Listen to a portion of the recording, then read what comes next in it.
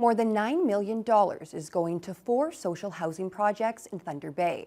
Ontario's Housing Minister Paul Calandra and local MPP Kevin Holland have announced the projects being funded. Lee Noonan has the details. 52 new units of supportive housing will be built in the city thanks to an investment of more than $9.2 million from the Thunder Bay DSAB's Homelessness Prevention Fund, which the province nearly tripled last May. MPP Kevin Holland was joined by Minister of Municipal Affairs and Housing Paul Calandra for the announcement.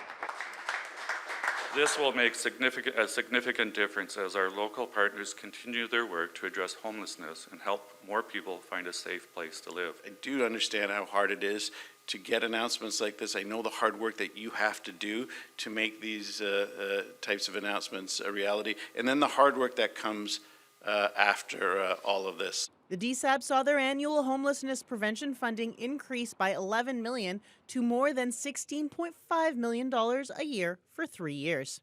More than half of this year's funding will go towards 4 housing projects in the city. We've been waiting for something like this for years, and it's happened. The streets are marred with tragedy, and anybody, I know there's frontline service providers here.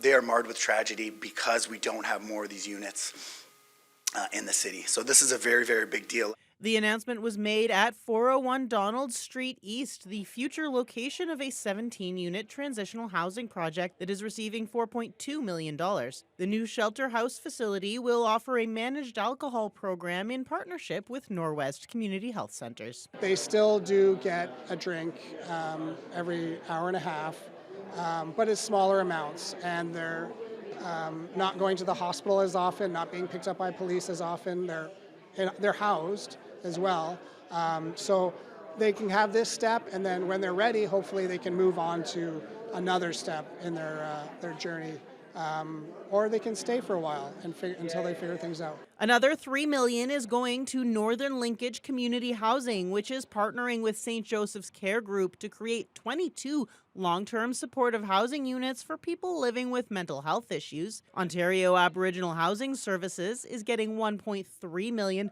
to support 4 units for Indigenous people living with mental health or addictions issues, part of a much larger project on Huron Avenue. And the Elizabeth Fry Society is getting more than $7,000 to create 9 units for people experiencing or at risk of homelessness. Lee Noonan, TBT News.